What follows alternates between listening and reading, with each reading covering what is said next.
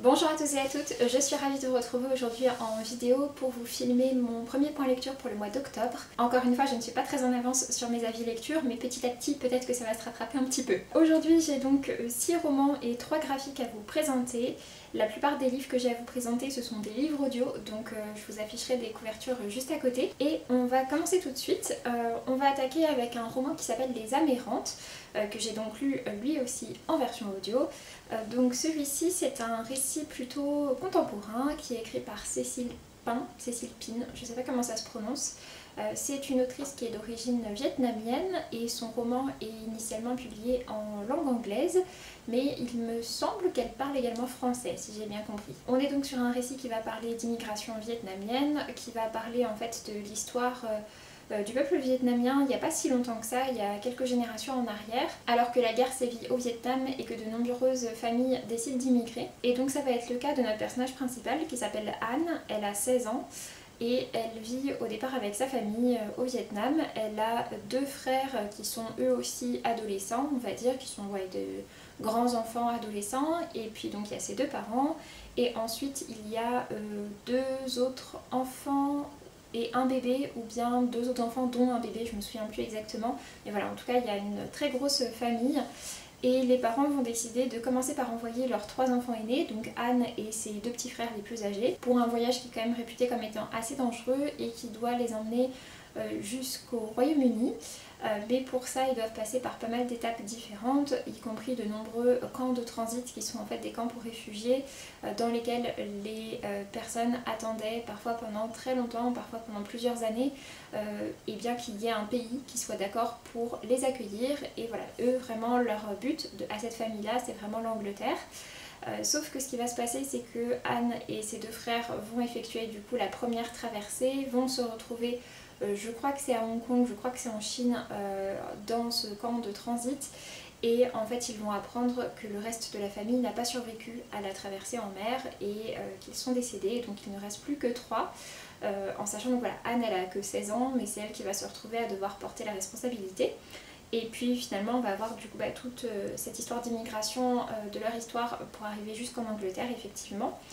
Donc effectivement ça parle d'une histoire familiale, d'un noyau familial que l'on suit, mais plus globalement ça parle de ce peuple vietnamien et de cette grande crise d'immigration qu'il y a eu, suite comme très souvent en fait à une grande crise sociale, économique, politique, enfin voilà, qui a vraiment beaucoup marqué le pays et qui a forcé pas mal de personnes à fuir, à tout laisser derrière elles.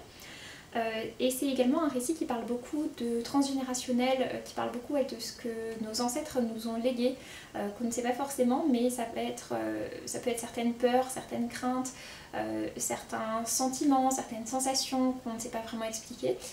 Donc voilà, je trouvais que c'était vraiment intéressant. La lecture audio est bien faite. Le seul petit bémol que j'ai à faire à ce récit-là, on va dire qu'il y en a 2. Le premier, c'est que malgré tout ce que ça racontait, je me suis pas forcément énormément attachée au personnage. Et puis le deuxième petit bémol, c'est par rapport à la fin, il y a un tout petit élément fantastique qui s'installe petit à petit, et j'ai trouvé qu'en fait il servait pas à grand chose, qu'il apportait pas forcément énormément de choses au récit, et qu'on n'avait pas besoin de ça pour parler justement de transgénérationnel, etc. Mais voilà, sinon j'ai trouvé que c'était un récit qui était assez intéressant. Ensuite, j'ai lu un livre, pour le coup celui-ci c'était pas un livre audio mais je l'ai lu en version numérique. Il s'agit de Marius et Sabinus, 2 frères à Pompéi. C'est un récit qui se passe en l'an 79 et dans lequel on va suivre des préparatifs pour des jeux du cirque à Pompéi qui sont vraiment donc un très grand événement. On attend également un grand mariage très important, donc voilà, vraiment on a une grande effervescence. Et dans tout ça, nous on va suivre 2 frères qui sont des grands enfants, des jeunes adolescents, et qui sont très différents. On a donc Marius et Sabinus, et en fait ce sont 2 frères qui ont la même mère mais qui n'ont pas le même père, et du coup qui n'ont pas du tout la même place dans la société, en sachant donc que ça se passe sous l'Empire romain et donc il y a des castes vraiment très précises. Et du coup l'un des 2 frères est gladiateur, il a globalement un statut d'esclave et le fait d'être gladiateur, d'être capable de se battre, de savoir se battre, c'est un peu sa seule piste d'espoir, sa seule sortie possible, puisque s'il arrive à devenir un gladiateur important, il pourra être libéré, mais ça implique du coup de ne pas mourir en tant que gladiateur, de réussir à survivre à tous ces combats qui sont très dangereux, puisque le but c'est d'avoir du spectacle, et pour avoir du spectacle, eh bien, il n'hésite pas à envoyer notamment des jeunes recrues pour les fauves ou encore pour d'autres gladiateurs beaucoup plus expérimentés. Donc voilà, du coup il doit vraiment faire sa place pour survivre et puis pour s'extraire de sa situation. Et de l'autre côté, on a l'autre frère qui lui est né d'un père qui est plus haut classé et qui du coup lui travaille comme apprenti parfumeur, et il a une place de citoyen classique. Voilà, il est pas, c'est pas du tout une personne importante ou quoi, mais voilà, il a son job d'apprenti parfumeur et il est un citoyen libre.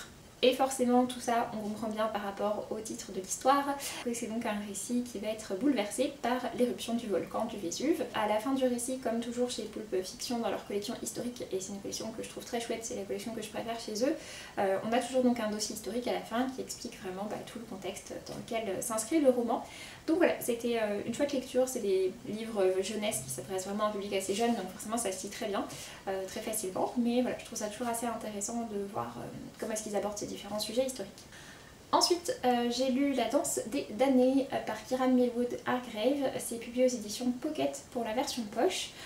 J'avais beaucoup aimé de Kieran Millwood Hargrave Les Graciers, qui était son autre roman historique à destination adulte. J'ai également lu plusieurs de ses récits destinés à la jeunesse, mais pour le coup ce sont des récits plus dans l'imaginaire, dans les rêves, etc. Et c'est des récits qui me parlent moins. Pour le coup celui-ci je l'ai trouvé vraiment chouette aussi. On est sur un récit qui se passe à Strasbourg en 1518, et en fait à cette époque-là il y a eu un fait historique réel sur lequel s'appuie l'autrice, qui est qu'il y a tout un groupe de femmes qui se sont mises à danser. Sauf qu'elles ne se sont pas juste mises à danser comme ça, c'est vraiment une transe, ils appelaient ça une transe dansante, pendant lesquelles en fait ces femmes se mettent à danser pendant des jours et des jours d'affilée. Elles ne se reposent jamais, elles ne boivent pas, ne mangent pas, ne dorment pas, elles dansent jusqu'à s'en faire saigner les pieds, jusqu'à tomber dans les pommes, jusqu'à en mourir pour certaines, et c'est vraiment quelque chose qu'on ne comprend pas. On attribue ça à des phénomènes mystiques, mais aussi à de la sorcellerie, enfin voilà, plein de choses différentes qui sont mises là-dessus. De nouveau, l'autrice en profite pour faire passer des messages importants qui traversent bien les époques. C'est un récit dans lequel on a vraiment donc des femmes qui sont au centre de ce récit à nouveau. En l'occurrence, on va vraiment voir les injonctions, le manque de liberté qu'elles ont, les difficultés parfois également de mener à bien une grossesse, avec beaucoup de fausses couches qui sont abordées dans le récit.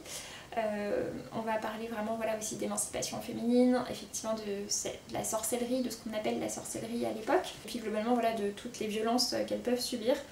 C'est un récit que j'ai trouvé très beau par rapport à tous ces thèmes-là. J'ai trouvé que c'était vraiment intéressant à lire. Il y a effectivement du coup voilà, quelques éléments en commun avec Les Graciers. Je dois dire que j'ai quand même préféré Les Graciers. Je pense que c'est juste parce que avec ces mêmes thématiques, c'est un récit qui se passait en Norvège à peu près à la même époque, mais en Norvège, et du coup il y avait ce côté beaucoup plus dépaysant pour moi qu'un récit qui se passe à Strasbourg. Mais il n'empêche que j'ai passé un chouette moment avec celui-ci et que je suis contente de l'avoir lu. J'étais un peu moins embarquée dedans, mais ça reste un chouette titre que je vous invite à découvrir. Ensuite on revient au livre audio, j'ai lu Madeleine avant l'aube, c'est le dernier titre de Sandrine Colette. J'avais déjà lu plusieurs récits d'elle, il y en a quelques-uns que j'ai particulièrement aimés, je pense notamment à Ces orages-là. Elle a une écriture qui est souvent assez brute, assez incisive, assez directe, avec des éléments parfois un peu crus, assez sombres, et beaucoup de thématiques sociales ou des thématiques assez fortes. J'aime bien en général ce qu'elle écrit, même si parfois dans certains de ses récits je trouve que c'est un peu trop glauque pour moi. En l'occurrence, Madeleine avant l'aube, c'est un récit qui n'a pas de contexte très bien défini, on ne sait pas très bien dire à quelle époque ça se passe, en tout cas voilà, nos personnages n'ont pas de téléphone ou ce genre de choses, et ça se passe vraiment dans un hameau qui est très reculé.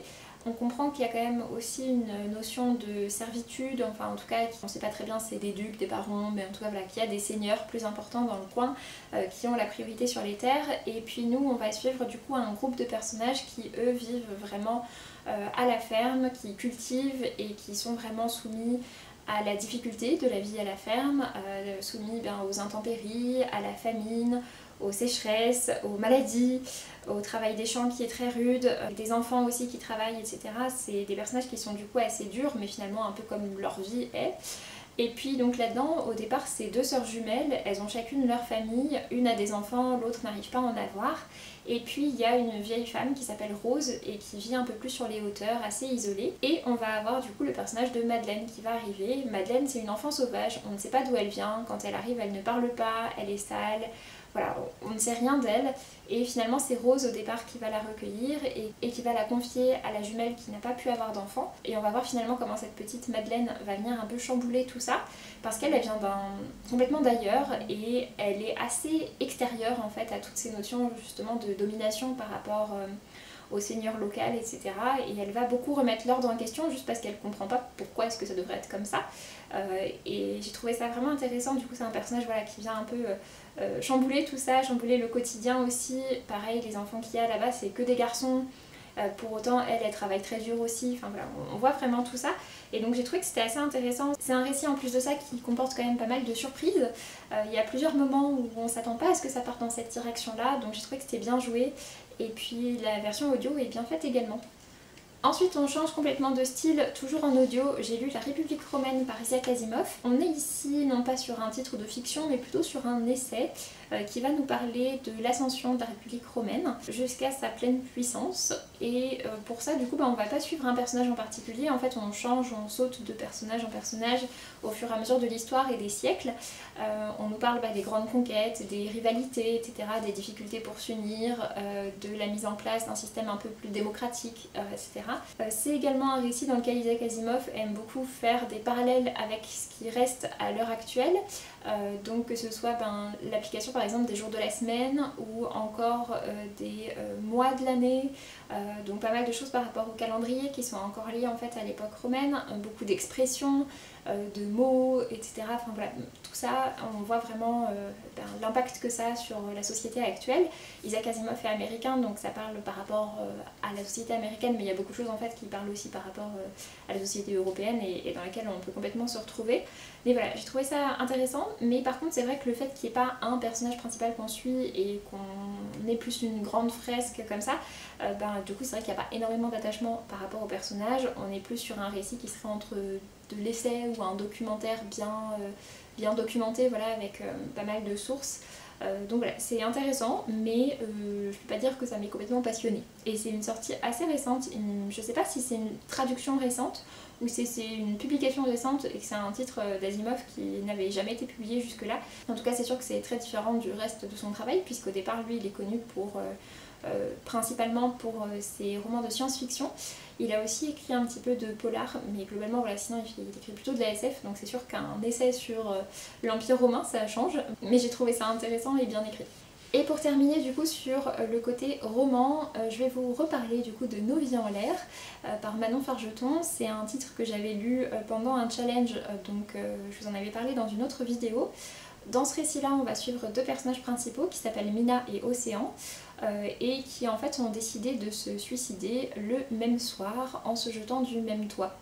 Ça se passe à Paris et en fait nos deux personnages du coup vont se rencontrer comme ça et puis ils vont apprendre un petit peu à se connaître, ils vont discuter un peu. Au départ le contexte c'est pas forcément facile, surtout voilà, il y a quand même un contexte un peu particulier, et puis finalement ils vont décider de se donner la nuit, qu'ils vont devoir passer la nuit ensemble et finalement un peu décider au matin qu'est-ce qu'ils font, si finalement ils décident de confirmer leur choix ou si finalement ils estiment que ça vaut le coup de continuer à vivre.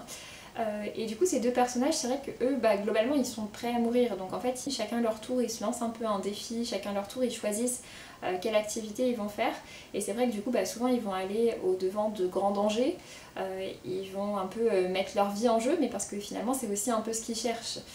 Ils cherchent justement à voir si en mettant leur vie en jeu ça leur fait dire que finalement non c'est pas ça qu'ils veulent. Voilà, donc du coup c'est un récit qui parle de ça. C'est un titre qui est assez particulier, déjà par le contexte, et puis on a vraiment ces deux adolescents dans Paris qui sont complètement livrés à eux-mêmes. Ils viennent de milieux très différents, ils ont une vie qui est vraiment différente l'une de l'autre et ils ont des raisons très différentes d'arriver à ce stade-là. Et on a ensuite pas mal de flashbacks qui vont nous amener justement à comprendre qui ils sont. Mais sinon le récit en lui-même qu'on suit il se passe vraiment juste sur une nuit, et à la fin de la nuit c'est la fin du roman. Et c'est vrai que du coup il y a un côté un petit peu frustrant parce qu'on ne sait pas ce qui va se passer après et qu'on n'a pas toutes les réponses. On a des réponses mais il y a quand même pas mal de choses où voilà, on ne sait pas ce qu'ils deviennent une semaine, un mois, 3 ans après, on n'en sait rien. Donc voilà, en tout cas c'est un titre que j'ai trouvé assez chouette. La lecture audio est très bien faite ici aussi. C'est un titre qui est court, il fait 4 heures d'écoute avec un entretien compris dedans. Et il est lu avec deux voix, donc il y a Manon Fargeton qui lit pour les passages de Mina et puis il y a un comédien qui lit pour les passages d'Océan. et c'est donc un titre qui est sorti en version audio tout récemment. Le roman était sorti il y a quelques années déjà, parce qu'il y a une série qui vient de sortir sur France.tv qui est sortie fin octobre. J'ai toujours pas pris le temps de la regarder, mais il faudrait que je la regarde. Apparemment la série justement explore davantage le côté flashback, leur passé, etc. Mais je suis curieuse de voir ce que ça donnera. Et puis pour terminer, je vais vous parler de 3 graphiques dans des styles assez différents les uns des autres. Tout d'abord une bande dessinée avec Anta, le premier tome. On est sur l'histoire d'une fillette de 8 ans qui est métisse. Un de ses parents est belge et l'autre est sénégalais, et elle a toujours vécu du coup avec ses parents et sa petite sœur en Belgique, sauf que la famille décide de déménager au Sénégal, dans un village de pêcheurs, et donc du coup forcément voilà, la petite Anta, c'est un grand dépaysement pour elle, un grand changement pour elle. Et on va découvrir en fait finalement avec elle la vie au Sénégal dans ce village de pêcheurs, une vie donc qui est très différente, que ce soit par la culture, la nourriture, enfin voilà, tout est différent. Et puis finalement c'est aussi pour elle un moyen de retrouver une partie de ses origines. Et c'est un récit qui ensuite va pas mal parler de pollution, d'environnement et d'écologie, et ce à travers un personnage qui va se rajouter et qui est un personnage fantastique, mais voilà, qui amène du coup ce côté écologie. J'ai trouvé que c'était bien fait, que c'était bien mené. Le dessin est vraiment très doux avec un côté assez pastel, aquarelle, vraiment c'est très chouette et ça change pas mal je trouve de style graphique qu'on peut voir d'habitude. Et puis on a un petit carnet à la fin avec plein de références différentes qui nous parlent justement du Sénégal, de tous les points culturels, etc. que les auteurs voulaient insérer dans leur récit. Et j'ai trouvé ça vraiment chouette. Pour ma part, j'étais partie au Sénégal il y a un peu plus de 10 ans maintenant, et j'avais beaucoup aimé ce séjour, et c'est vrai que du coup ça m'a rappelé pas mal de choses de tout ça. Ensuite, un manga avec Songe d'une nuit ambrée. On est ici aussi sur un premier tome, et dans ce récit-là, on a en fait 3 personnages qui vont se rencontrer. On a un jeune homme qui a décidé de devenir gérant d'un bar à bière. Il vient d'ouvrir son bar à bière et il est dans un contexte dans lequel les gens ne boivent pas énormément de bière, ou alors juste vraiment les bières très classiques, et voilà, ils se renseignent pas forcément plus sur ce qui existe, sur toute la diversité qu'il peut y avoir. Et donc il a lancé son commerce il y a quelques temps, mais voilà, ça vivote un peu tranquillement, c'est pas terrible, ça ne décolle pas. Et un soir, il y a 2 personnes qui se retrouvent dans son bar. La femme, elle est commerciale pour une grande boîte et elle a du mal à trouver du sens à ce qu'elle fait. Et l'homme, lui, il est photographe et pareil, voilà, il est assez célèbre mais il traîne un peu, il sait pas trop ce qu'il veut faire non plus. Et voilà, pareil, il est un peu perdu dans sa vie. Et finalement, tous les 3 ensemble vont décider vraiment de prendre à cœur ce projet de bar à bière. Et ils vont commencer petit à petit à se renseigner, à en apprendre plus sur la bière, et puis ils vont mettre forcément voilà, leurs talents ensemble. C'est un récit qui est assez chouette parce que le trio de personnages fonctionne très bien, qui sont très attachants, et puis c'est un titre avec beaucoup d'explications sur les différents types de bières, les différents types de fabrication de bière, etc. Et il y a pas mal de recommandations de différentes marques. Alors pour ma part, je ne bois absolument pas de bière, globalement j'aime pas ça. Peut-être qu'il y en a certaines voilà, qui peuvent passer, mais sinon dans l'ensemble ouais, je suis pas très fan. Et pour autant j'ai trouvé que c'était un récit qui était intéressant. Après c'est vrai que les modèles de bières qui sont décrits, la plupart sont des bières qui sont commercialisées au Japon, même si ça parle aussi de bières européennes et qui disent voilà, certaines qui sont plus facilement trouvables que d'autres au Japon. Mais voilà, en tout cas si en plus vous aimez la bière, vous pouvez aussi avoir des recommandations de types de bières très différentes les unes des autres. Donc voilà, j'ai trouvé que c'était plutôt sympa, j'aime bien la manière dont c'est fait. C'est dans une collection chez Soleil Manga qui s'intéresse beaucoup à la gastronomie, et globalement j'aime vraiment bien cette collection. Je trouve que c'est des récits qui sont chouettes. À chaque fois on est vraiment sur un récit de fiction, tranche de vie, etc. mais avec vraiment ce côté culinaire qui est très important, avec des recettes, tout ce genre de choses. Et c'est ce qui m'avait donné envie de découvrir ce manga là, c'était le fait que ça fasse partie de cette collection chez Soleil. Et enfin pour terminer, je vais vous parler d'une très chouette découverte que j'ai faite. Cette fois-ci on est sur un récit coréen qui s'appelle Les Enfants de l'Empire. Ici aussi c'est un premier tome, et on est sur un récit qui est entre le manga et le roman graphique, puisqu'en fait c'est un récit qui reprend vraiment complètement les codes du manga, sauf que c'est un grand format tout en couleur. Donc c'est un récit qui se passe donc en Corée en 1929. À ce moment-là, la Corée est vraiment en train de vivre un grand basculement, puisque la Corée est toujours sous occupation japonaise à ce moment-là, sauf que la culture japonaise et à travers la culture japonaise, la culture occidentale vont venir petit à petit s'immiscer en Corée, alors que jusque-là c'était un pays qui était très traditionnel et qui n'avait pas beaucoup évolué. Et donc là vraiment voilà, il y a un grand bouleversement à la fois culturel, la mode, le divertissement, les comportements, la nourriture, enfin vraiment tout est nouveau. Et on suit nous là-dedans 2 personnages qui viennent de contextes très différents. D'un côté, on a une jeune fille, son père est un riche industriel qui travaille plutôt dans tout ce qui est, je crois, du domaine de la mode. Donc du coup, elle est lycéenne, mais elle est assez différente des autres parce que justement, elle s'intéresse à cette mode occidentale, à cette mode japonaise aussi, qui du coup, voilà, c'est des femmes qui sont donc moins couvertes, se taillent les sourcils, qui se maquillent, etc. Et donc du coup, qui s'épilent, enfin voilà, toutes ces choses qui sont assez mal vues finalement par les Coréens plus anciens et plus traditionnels. Et puis de l'autre côté, on a un jeune homme qui lui vient d'une classe sociale qui est plus basse et qui en plus de ça a un lien par rapport à cette jeune fille dans le sens où sa famille est très redevable de la famille de la jeune fille. Sauf que malgré toutes ces différences qu'ils ont, eh bien il y a une sorte d'attirance entre eux et on va les voir finalement ensemble découvrir toutes ces nouveautés qui viennent d'arriver en Corée avec donc des restaurants japonais, des restaurants occidentaux, le cinéma, de nouvelles modes vestimentaires, voilà, toutes ces choses différentes. Et puis aussi le fait que juste le fait qu'ils flirtent ensemble, ça c'est quelque chose qui est différent de ce qui se ferait normalement, qui n'est pas bien vu forcément de tout le monde. Donc voilà, c'est un récit que j'ai trouvé vraiment intéressant, c'était très bien fait, les dessins sont très jolis. Du côté romance, voilà, on est sur un soupçon de romance, hein, on est sur une petite attirance à ce stade-là. Je sais pas combien de tomes sont prévus, mais en tout cas je lirai la suite avec grand plaisir.